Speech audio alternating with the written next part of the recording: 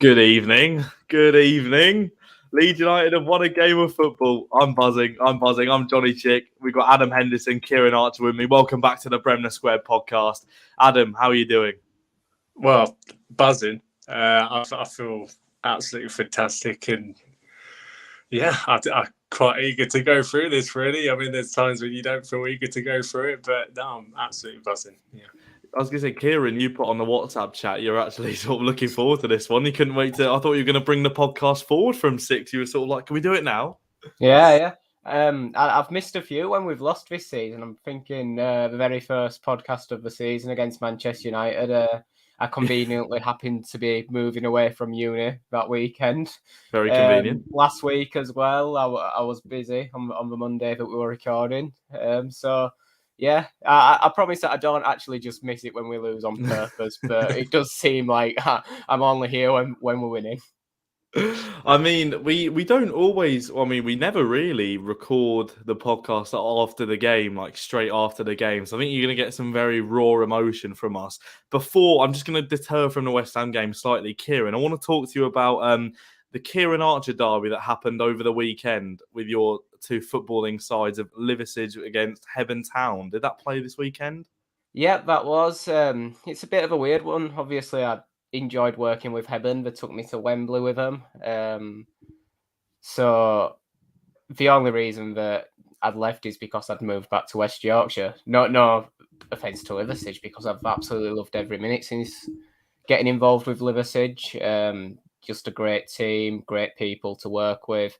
It's so easy to do your job of, trying to promote the club through social media when they're performing on the pitch the way they are. So yeah, it was nice to see everyone from Hebburn again. It was strange to actually be reporting from the other team against Hebburn because I was there for a couple of seasons. But yeah, really enjoyed it. Everyone was so nice with me. And like I say, just good to see people again. Liversidge got the result as well, which you've got to support the team you're currently working for. It was 2-0, wasn't it? It was 2-0. Did you most of the game, I'd say. If anyone wants to get down, Friday night football this week against Ossett United, a West Yorkshire derby, it's going to be a good one. We're expecting a big crowd. And trust me, we are entertaining to watch. We're a physical side, but we've also got such entertaining attacking players. The young lad, Lewis Whittam, we've brought in recently, is an absolute joy to watch. Players like Nicky Walker as well. So come on down. It's going to be a good game. How did you celebrate? Were you like against the old club kind of celebration? Or were you fist pumping, like giving it?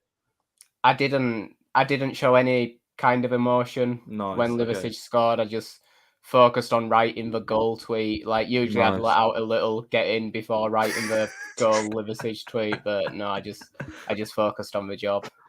I don't know if Adam has been on this podcast when we've had the ex-Leeds footballer Michael Brown in the comments. I mean, Adam, just to clarify, it's not. But just to make things even better, Leeds have won, and Michael Brown is back in the comments. He says, "Hi, guys." He's actually followed up with another comment just in time. He said, "Unexpected win today with an injury-hit team, losing Forshaw and Firpo, yet still winning against a top-4 team. Great performance from the team today against the odds." Adam, I mean, I think Michael's summed it up perfectly, but that was top draw Leeds United, wasn't it? Yeah, I mean, Michael's spot on with that. But it was really energetic, and they just never seemed to be like fading away. There was just everyone wanted it, even when we had Firpo and Forshaw come off. Even when the young players came on, it was like they wanted it as well, and it was top draw from start to finish. And I can't complain. It was pure Leeds United that, and I loved it. I mean, what Michael said there is so true. When losing Firpo and Forshaw, I mean, the starting 11 gave me a bit of confidence. Stroik was back. Rodrigo was on the bench, which he didn't shy away from telling everyone on his Instagram story. He did about 10 stories saying that he was back, and all for him to be on the bench in the end and stop us scoring a 4th goal. But I mean, the lineup was positive. But when we got hit with those 2 injuries, Kieran, it was a sense of doubt of thinking, I mean, we could be sort of get beat here. That's exactly it. The starting 11, looking at it, it's, we're back to almost full strength. But then you realise, looking at the bench after, we've got apparently 2 players who aren't teenagers on the bench. Rodrigo, who actually is a senior player, and the other being young goalkeeper Christopher Klassen. So we are still, we're not out of this injury situation. As soon as, another player goes, we are starting to look a bit suspect again. But saying that, I think Bate and Hjelde both came on and did well. I think initially, because we did look to be in such good flow, that opening 15, 20 minutes, whatever it was, before Firpo and Forsh had to go off, it was difficult for them to step in. The cold, the not in sync with the rest of the team, the way that they had looked so in sync together at the start of the game. So there was an adjusting period, but I think after that, we did all right, and both of them played all right. I know Bate got took off early. I think that's more a tactical thing, because I did think he'd put in a decent performance. Yeah. But yeah, it does show that we're still quite short. I must admit, if Lewis Bate, if you are watching, I'm sure you are one of the 5 people watching at the moment. He did play very well, and I saw he looked a bit despondent when he got subbed off, which is kind of rightly so, because he's just been taken off in the game where we're winning and we've got a bit of momentum. But he was very good. I thought Hjelde was very good as well. It's weird to think they've only played 2 senior appearances for Leeds, and they've both been at the London Stadium in back-to-back weeks. I thought they were exceptional. But the man we have to talk about, Jack Hattrickson, Jack Haradonna, whatever you want to call. I've got them written down here as well. That's all. Look at them. Whatever you want to call him, Adam. He was phenomenal. Yeah, I like Jack Trick. That was a nice one for me. Yeah. He was phenomenal. Really played well, and God, some of those finishes. Especially the chip over the keeper, that for the third. I thought that was very messy kind of finish, that, but it was just really, really good. He was doing some great runs. He had a just lively, hard to deal with. I felt sorry for those West Ham defenders. Because he must have been a nightmare to cope with. But the whole front line was hard to cope with. But he was just really on it, and I loved watching him today. Yeah. You mentioned that third goal there. It reminded me a bit of the Leicester City away game last season when we won 3-1, and it was sort of a game that we went into thinking, if we can get a draw out of this, that would actually be quite good. They're a very good side. And then coming with a couple of late goals, and that goal sort of reminded me of, not of Bamford's one against Leicester, but there was a strong challenge in midfield, a lovely Rafinha through ball, and Harrison with a fantastic finish. And you could tell, Kieran, couldn't you, that he'd scored 2 goals prior in that game, and he was just breeding confidence. Yeah, exactly. It's just you never thought it was going to miss.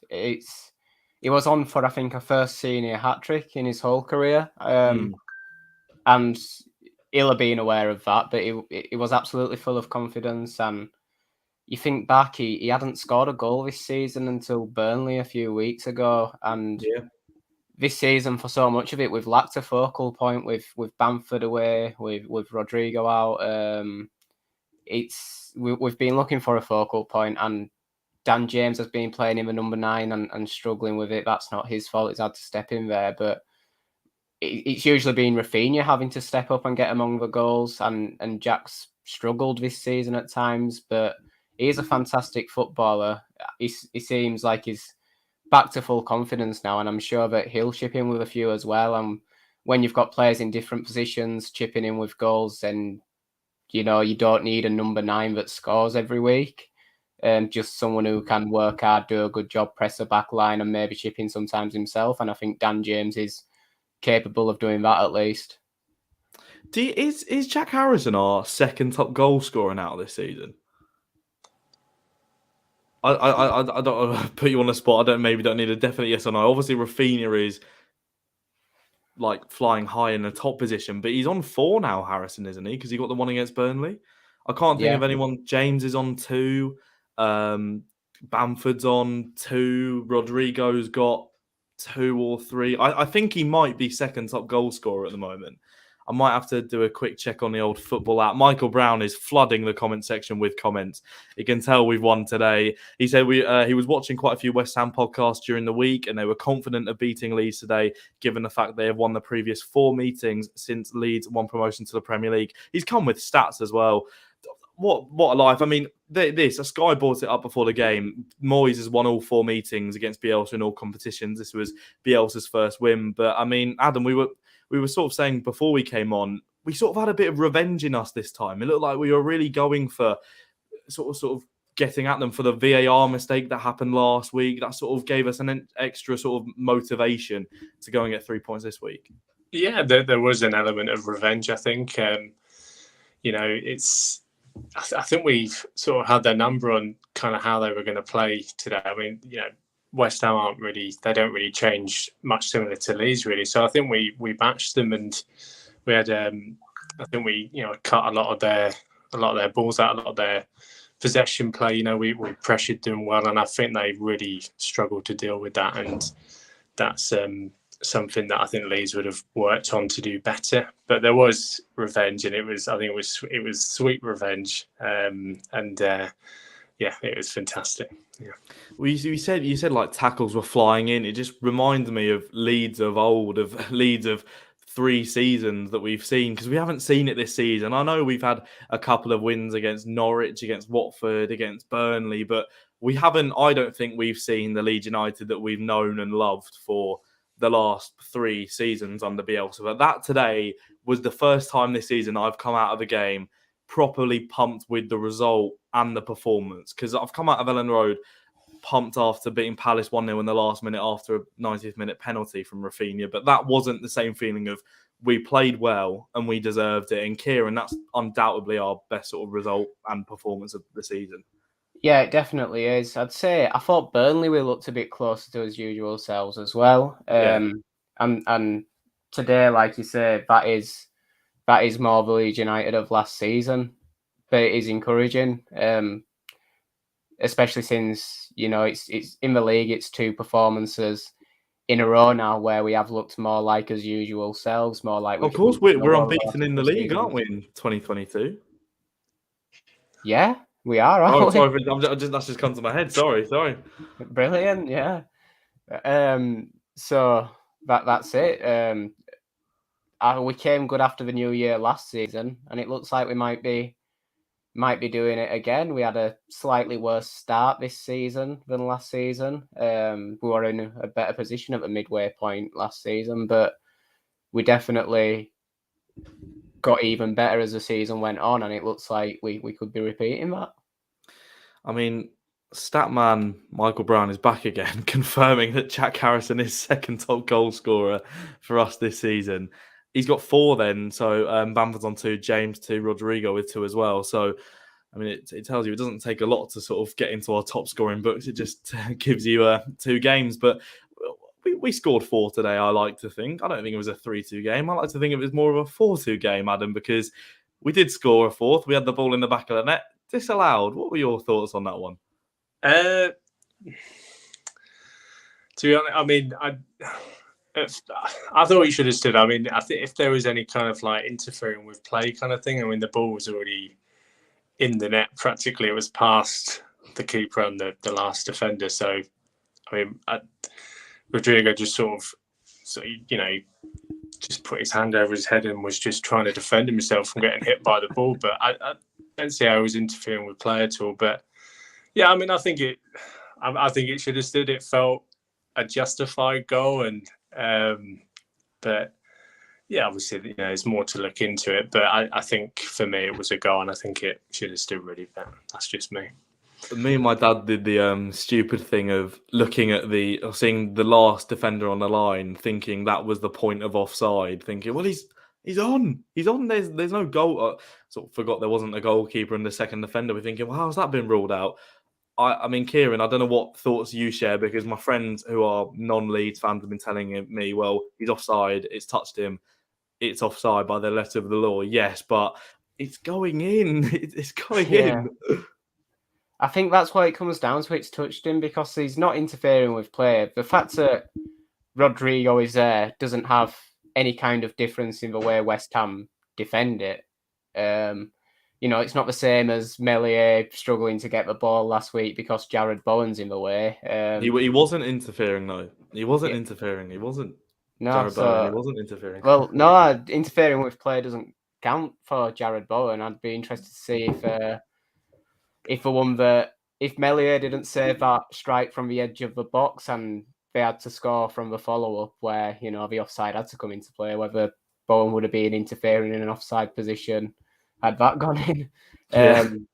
But yeah, he's not interfering, but the ball does touch him, and I think that's just what it comes down to. I think if a ball doesn't touch him, then it's a goal, but you can't excuse the fact that the ball's touched a player that's stood in an offside position, even though it has no bearing whether the goal was going in or not. I guess you could probably turn a bit of a positive spin on it and say Rodrigo, poacher's finish and all that kind of stuff. Right place, right time. And if there was a goalkeeper on the line, he probably is onside. So in that sense, that would have been some way to claim a goal coming off his shoulder. Jared Bowen, I mean, we mentioned there last week's debacle with VAR, which we covered, and we sort of want to brush under the carpet. But I mean, today, shushing the Leeds fans at equalising at 1-1, sort of giving the name behind on his shirt to the Leeds fans. It was almost theatre. It was almost written in the stars, as you say, Adam, that he was to chest over that last shot just to give us an extra little heart attack for the 50 others that we'd had in the game. Yeah, I mean, obviously, I know he's in the form of his life. He is doing really well. No, he is, yeah. Yeah, but to give the name to the Leeds fans in the shush, and then he misses a sitter right in front of goal. I mean, maybe we shouldn't have done that, because he looks like a bit of a silly one now. So so I think it's it reverts back to what we were saying, Johnny. It is kind of like sweet revenge, and not just for being West Ham, but against Bowen as well, considering he as well did well against us in the FA Cup and then scored one and then missed one. It was kind of a nice sort of icing on the cake, really. It certainly was. I think it's always the thing with Bowen is he's got that whole Leeds rivalry, Yorkshire derby connection in him, and he always scores against us. I'm convinced there hasn't been a game that he's played in where he doesn't hit the back of the net. Even in September, his shot led to hitting Firpo on the head and it going in as an own goal. Like he every time, and it was written in the stars when he got free from the corner. I mean, Kieran, it wasn't exactly the greatest defending to make it 1-0 from Dallas, letting Jared Bowen have the freedom of the penalty area.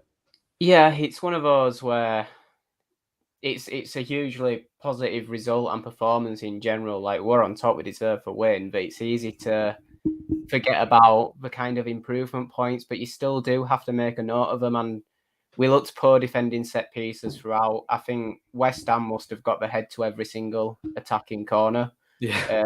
Because there's others. There's the one that they just miss. It's a sitter, the first corner they have. Yeah, Dawson missed an absolute sitter, didn't he? Yeah. Yeah.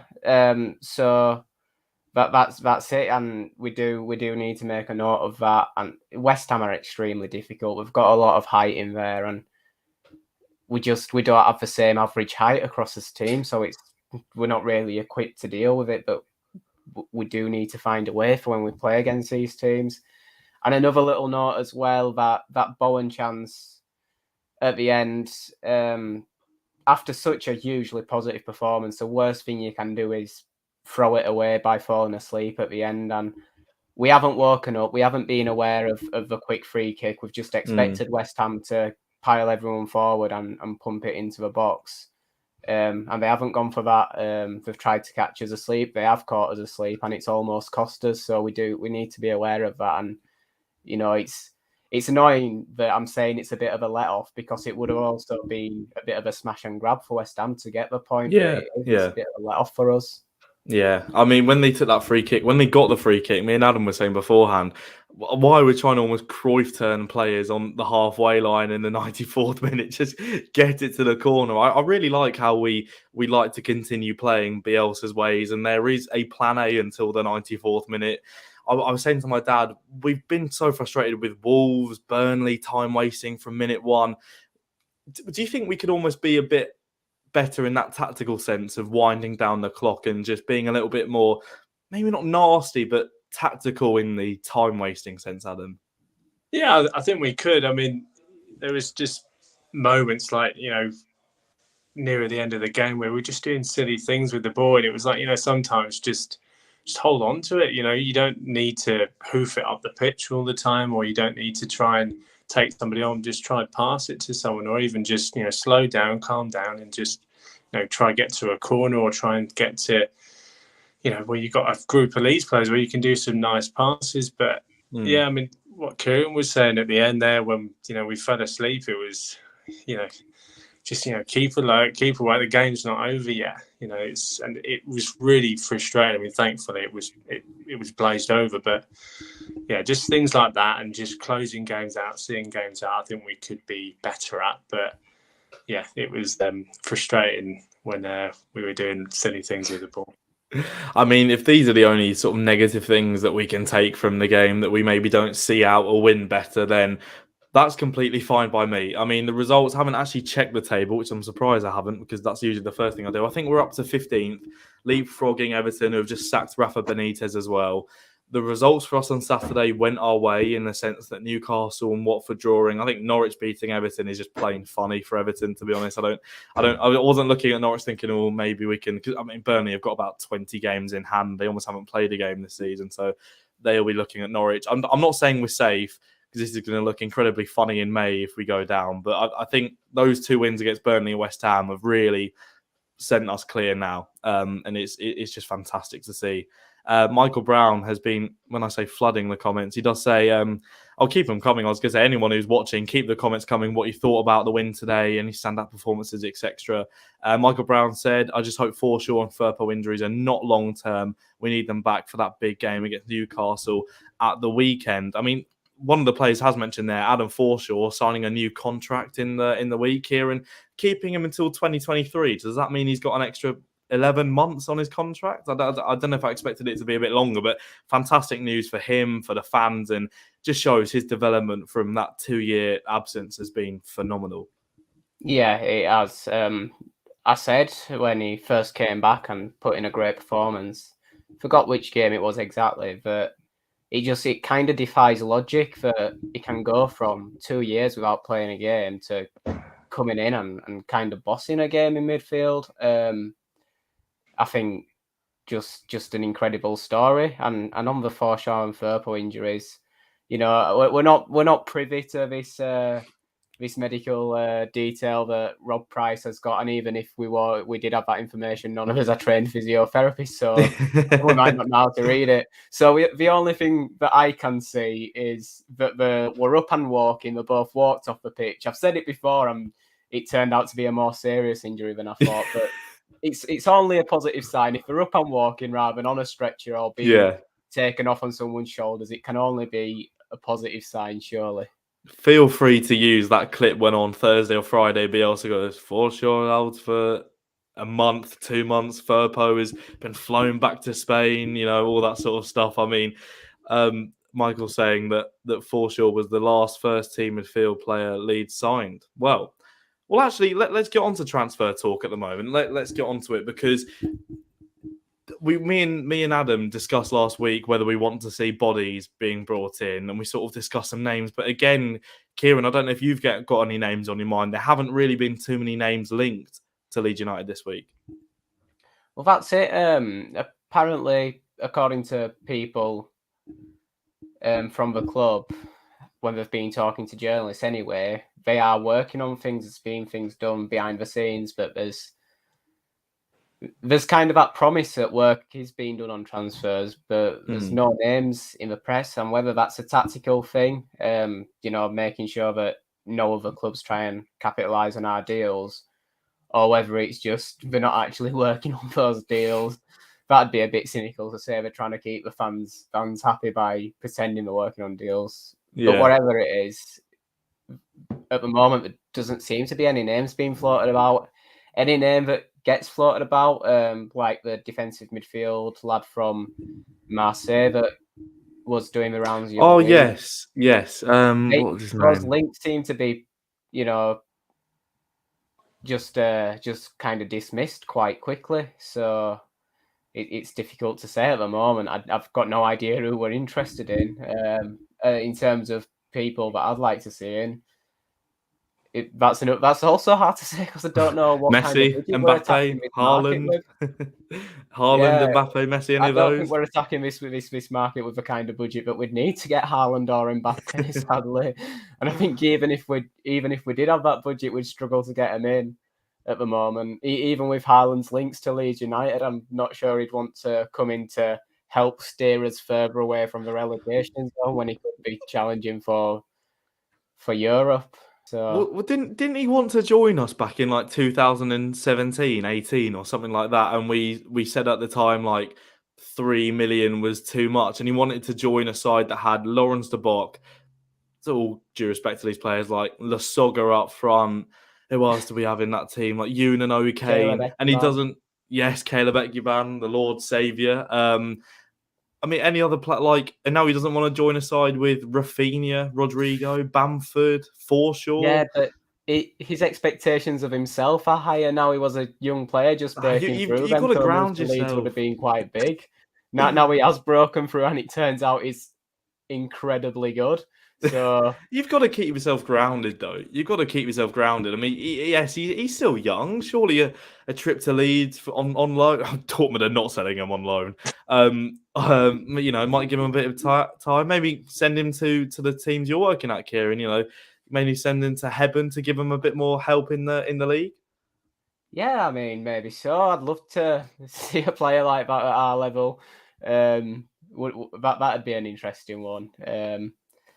I mean, I'm not sure he gets into the Liverpool team ahead of Joe Walton and Gavala. That's the only problem. No, good point. But one thing I've thought about Leeds' transfer window is if it turns out that we have to pay that £17 million for Augustin, does that mean we get to keep him? I know we don't want him, but if we've got to pay for money for him, we might as well just bring him in anyway just to see what he can do. We mentioned this last week, me and Adam. We said we were sort of, because at that point Greenwood was injured still, Bamford was injured, and Roberts is like it sort of is now, really. And we were sort of like, have we still got Augustin on our books? Is he still? Are we still allowed to keep him? I don't know. I mean, would you at this point for 17 million? I mean, you just get him in the under 23s and get him match fit and try and turn a profit on him. It's surely that's better than just paying £17 million to not have somebody. That's true. That is true. I mean, a name that gets floated about who was in that season as well. Eddie Nketiah is always sort of linked with Leeds for. Don't Arsenal want about 20 million for him, Adam? I don't know if that's too much for Nketiah, especially now we're in the Premier League. Yeah, I mean, his name's always seemed to be linked to, obviously, with his stint at Leeds. Yeah, I mean, I don't know if Leeds would want to pay that much money for Nketiah. I mean, he's a good player, but unless they want to, obviously, it's down to Bielsa. Like, if he wants him as well, like, they're not just going to buy someone sort of willy-nilly. They're going to obviously ask Bielsa and say, "Oh, does this guy?" But. Yeah, I mean, I think he'd be a good player to have from my point of view. But yeah, whether Leeds would spend money on him or whatnot, that's another thing.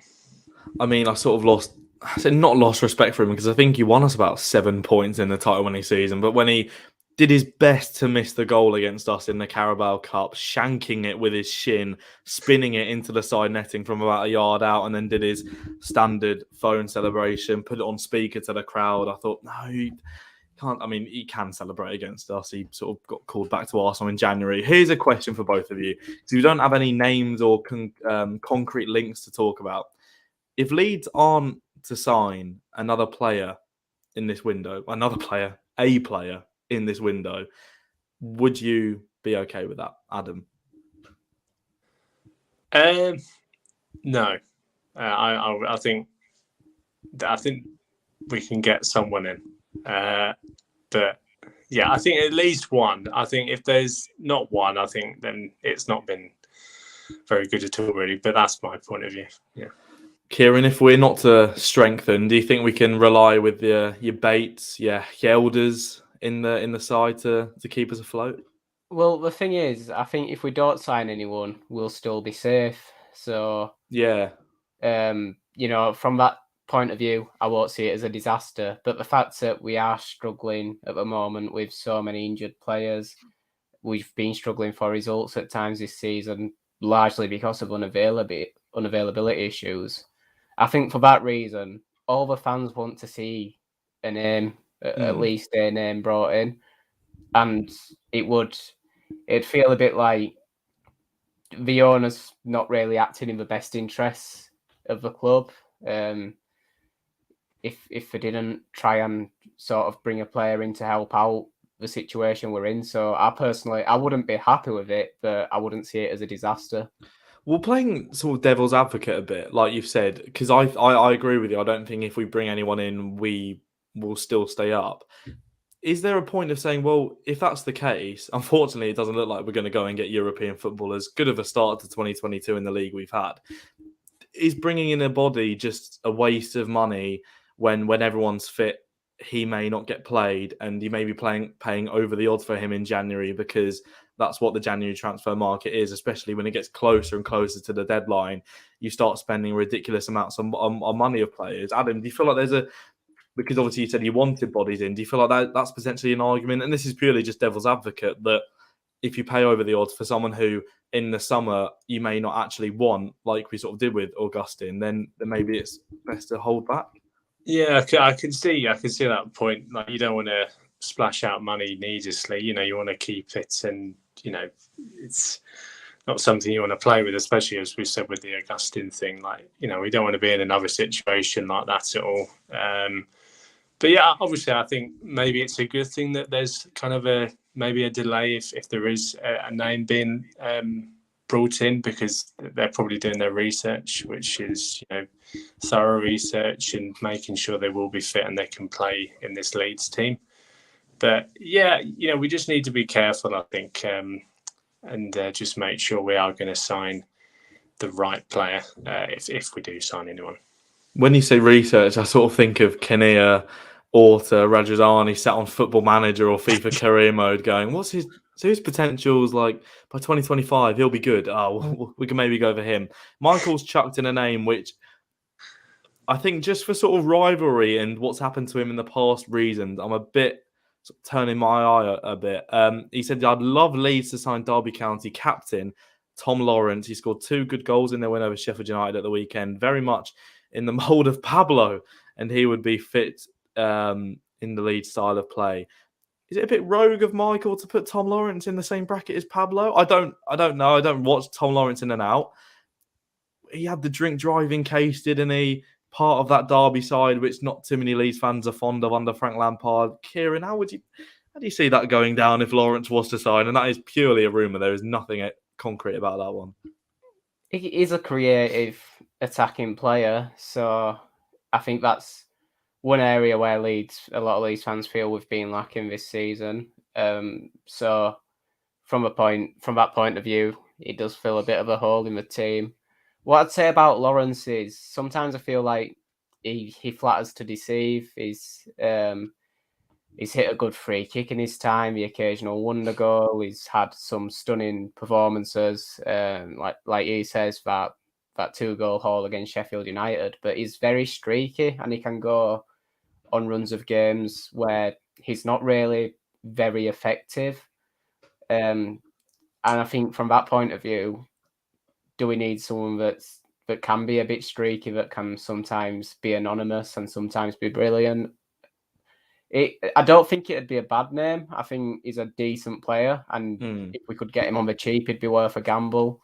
But at the same time, I don't think he solves any major problems alone. Yeah, and he's also said that, Derby need the money, Leeds to get Lawrence at a knockdown price. Derby do need the money. I think, do they need to find new owners by the 1st of February? Is that right? I don't know if that's right. I saw on social media, and Wayne Rooney is doing his absolute best to keep them up, by the way. They are, I don't think they're bottom anymore for a side who have been hit with multiple point deductions. I think Barnsley are bottom, which Barnsley sort of need to look at themselves and think, there is a team who have been deducted so many points and we are still worse than them. So it would be some fleet if Rooney is to get Derby out of that mess. But obviously Leeds fans are probably going to be hoping that he maybe doesn't. But one of the other controversial things that has been going on this week is the postponement of the games.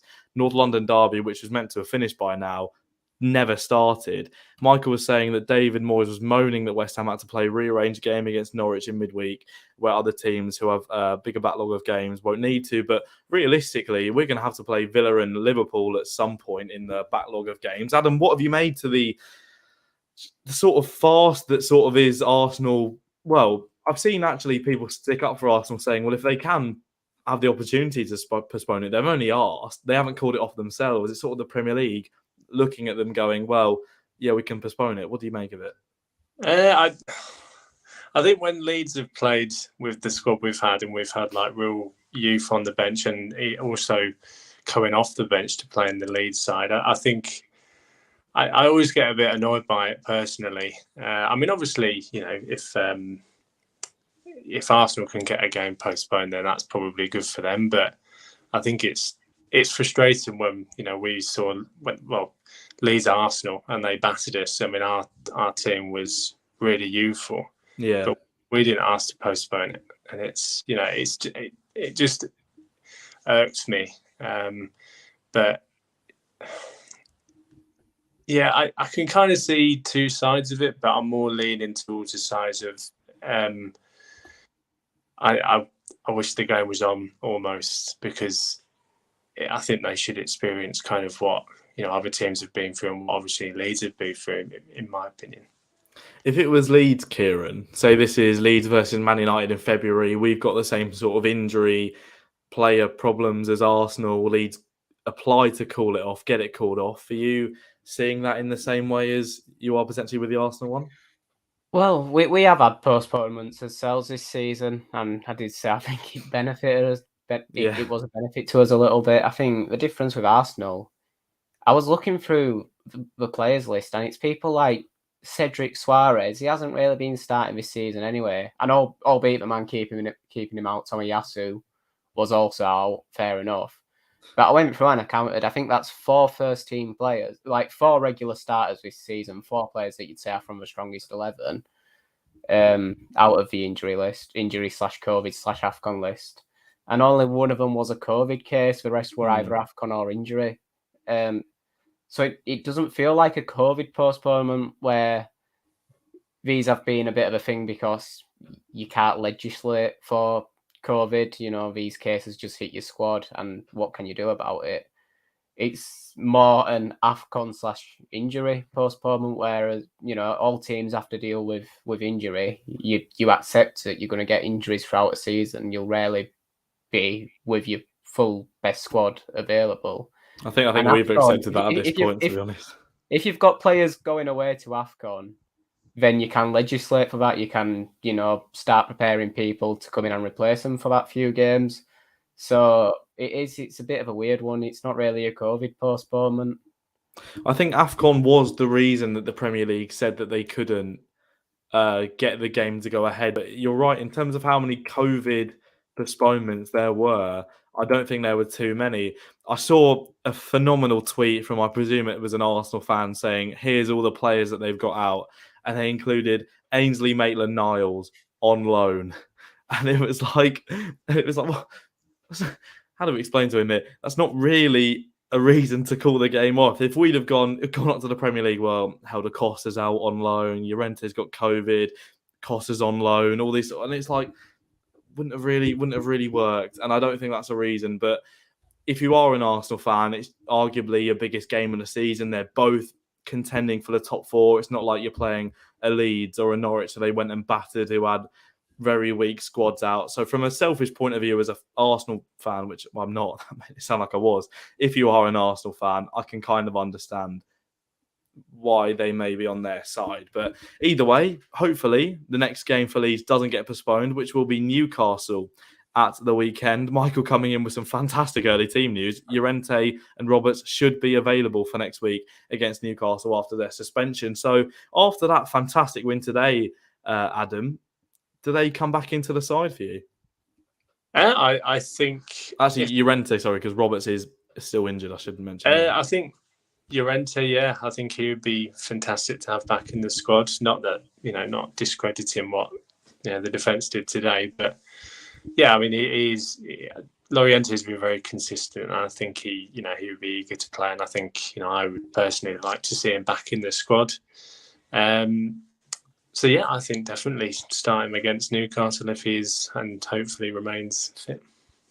I guess Kieran, Newcastle were kind of a team who are almost relegation destined this season. They've had that influx with the takeover. They've signed Trippier, they've signed Chris Wood, who Leeds know very well. Can you see them staying up this season? I can't really see them staying up. I will say they've got a lot of stick for that Chris Wood signing. I actually think it's a brilliant signing in a way because they do put a lot of crosses in the box, and a lot of this season they haven't had anyone on the end of them.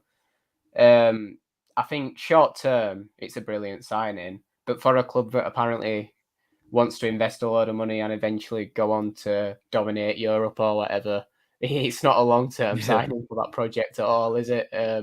Chris Wood's not going to lead them to the Champions League title. But, I think if anyone from that bottom three does stay up, it is probably Newcastle, and it is probably because they go on a late season run. But I don't really see them doing it. Just because, drawing with Watford, it just kind of shows massive blow, isn't it? They're still some way off. That was a game that was a must-win for them, really, in my opinion. I do see us struggling with them, though, because we've got height in there, and, like I say, we put a lot of crosses in the box, but hopefully, with Llorente back, I can see us...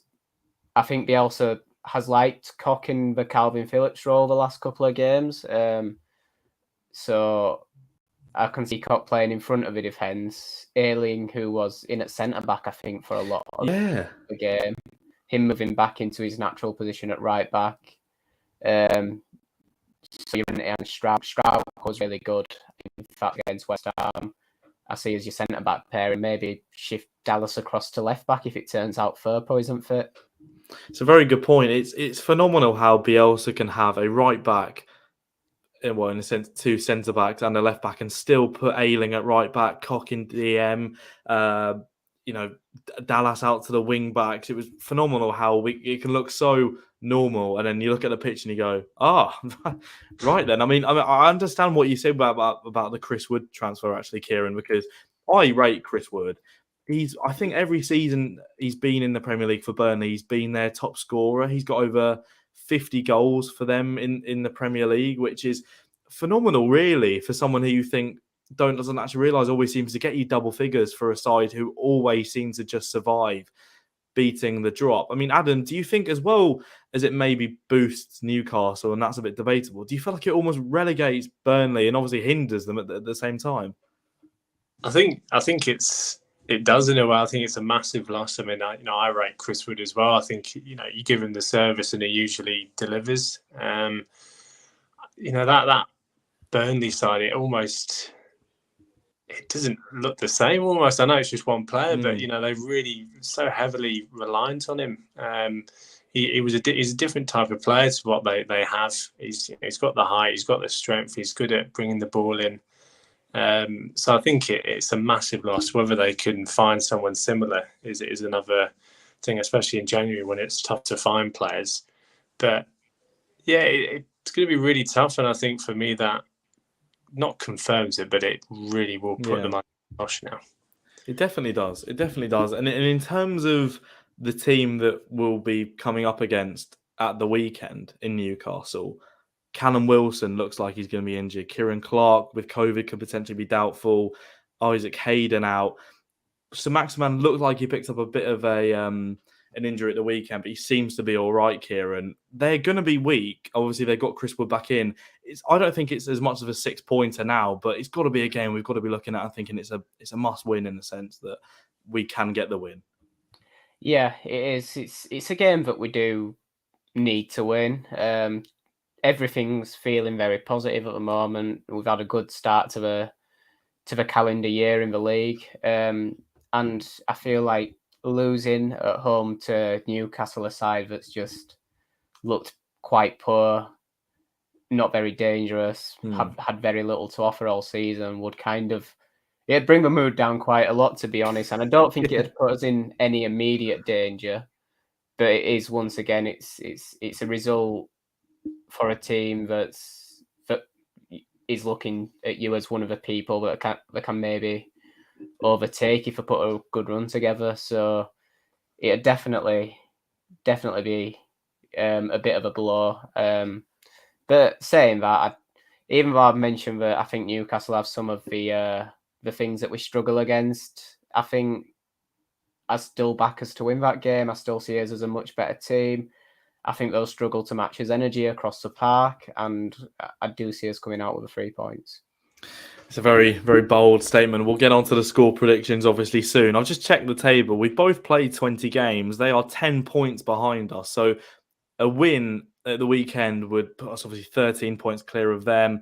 There's other teams down there as well. It would be a massive statement and a fantastic start to the calendar year. Adam, let's get a score prediction then. We know Kieran's going to go for a win, but what score are you going to go for? I'll go 3-1 Leeds. Yeah. 3-1. Kieran? I fancy a clean sheet. Let's have a 3-0 Leeds. 3-0. Do you know what? I haven't... Well, when was that? I mean, today has got to be the most goals we've scored in a game, surely, this season. Is it 3? I can't remember another game this season where we've got more than 3. So I'm 5-0. 5-0. This is going to look horrible when we're coming back next Sunday going, you're right, yeah, that was bad, wasn't it? Yeah. Newcastle have crept up on us. Yep. It's just going to be, yeah. Hopefully it is a win. A clean sheet would be fantastic for Meslier. And the double save Meslier made today, even though it was offside and they did score, put the ball in the back of the net, was fantastic. We've got another comment, this time from Stewie Dallas, is it? I can't link a next Leeds player to that name, unfortunately. He said, Rice hid behind Click when Vlasic had his pocket pinched for the third. Never offers the right support. Plays for himself. 100 million for an English Xhaka. Brainless. I think he's better than brainless, and I think calling him the English Xhaka may be a bit offensive. I saw the Leeds fans today and last week were calling him a bad version of Calvin Phillips, and he seemed to take that one quite well actually, with a bit of a smile in his step. And to be honest, Adam, I quite rate Declan Rice. Yeah, I mean I think he's a fabulous player. I think he handles the sort of the banter with the Leeds fans quite well, which, you know, I think he's a genuinely nice guy and a fantastic football player. And he's still quite a young guy, really. So, yeah, the way he plays, he looks so much more mature. But yeah, I really rate him, but that's just me. Unless the whole English Xhaka is Arsenal's take or West Ham's take on the Yorkshire Pirlo, and they rate Xhaka so high that they called Declan Rice the English Xhaka as a thing of praise. I mean, after his red card in midweek, maybe not. Stu also says Shelby and Longstaff, Leeds will lamp them. Bielsa knows. And I don't know what emoji that is. Sunglasses or binoculars. Either way, I like it, Stu. Look, you summed it off right there. Shelby, Longstaff is not the best midfield. We should, on paper, we should be going into this game and winning it. And hopefully my 5-0 prediction does come up trumps. But that will end a phenomenal episode of the Bremner Square Podcast. We're happy, and hopefully we will be this time next week as well, praying for another win in 2022. But have a good week, and we will see you next.